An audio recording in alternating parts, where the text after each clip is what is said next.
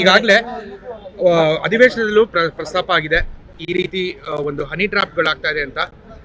ನಮ್ಮ ಕುಟುಂಬದ ಮೇಲೂ ಈ ಒಂದು ಹನಿ ಟ್ರಾಪ್ ಬಂದಿದೆ ಅಂತ ಸಚಿವ ರಾಜಣ್ಣ ಅವರು ಹೇಳಿದ್ದಾರೆ. ತಮ್ಮ ರಿಯಾಕ್ಷನ್ ಸರ್? ಆಗಿದೆ ಅಂತ ಒಪ್ಕೊಂಡಿದ್ರಲ್ಲ, ಹನಿ ಟ್ರಾಪ್ ಹಾಕ್ತಿದೆ ಮಾಡಿದ್ದಾರೆ ಅಂತ ಹೇಳಿದ್ದಾರೆ. ಹೌದು, ಅದಕ್ಕೆ ನಾನು ಗೂಡಿಸ್ತೀನಿ. ಯಾಕಂದ್ರೆ ನನ್ನ ಮೇಲೂ ನಡೀತಾ ಇದೆ, ಕಳೆದ 6 ತಿಂಗಳಿಂದ ನಡೀತಾ ಇದೆ.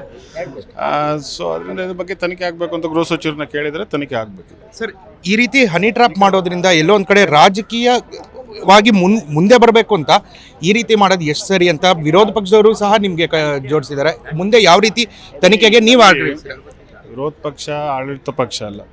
ಯಾರೇ ಒಬ್ಬ ವ್ಯಕ್ತಿ ಗೌರವಕ್ಕೆ ಈ ಥರ ಅಗೌರವ ತರೋ ರೀತಿ ಮಾಡೋವಂಥದ್ದು ಯಾರೇ ಆಗಲಿ ಅದು ತಪ್ಪದು. ಸ್ವಲ್ಪ ಅವರ ವೈಯಕ್ತಿಕ ಇದಿರುತ್ತೆ. ಸೊ ಅದರಲ್ಲಿ ಈ ಥರ ಹನಿ ಟ್ರ್ಯಾಪ್ ಮಾಡೋವಂಥದ್ರಲ್ಲಿ ಮಾಡಿಸೋರ್ಗೆ ಏನು ಖುಷಿ ಸಿಗುತ್ತೋ ನಮ್ಗೆ ಗೊತ್ತಿಲ್ಲ. ಬಟ್ ಆದರೆ ಇದು ಭಾಳ ತಪ್ಪಿದು ಇಂಥ ನಡೆಯುವಂಥದ್ದು. ಸರ್, ಈಗಲೂ ಏನಾದರೂ ಟ್ರ್ಯಾಕ್ ಮಾಡೋದು ಈ ಥರ ಏನಾದರೂ ಮಾಡ್ತಾ ಇದ್ದಾರೆ? ಬರುತ್ತೆ, ಡೈಲಿ ಫೋನ್ಗಳು ಬರ್ತಾನೆ. ಓಕೆ, ಇವಿಷ್ಟು ರಾಜೇಂದ್ರ ಅವರ ಮಾತು. ಕ್ಯಾಮ್ರಾ ಪರ್ಸನ್ ಶಂಕರ್ ರಾವ್ ಜೊತೆ ಪ್ರಶೋಭ್ ದೇವನಹಳ್ಳಿ, ಜಿ ಕನ್ನಡ ನ್ಯೂಸ್ಗೆ.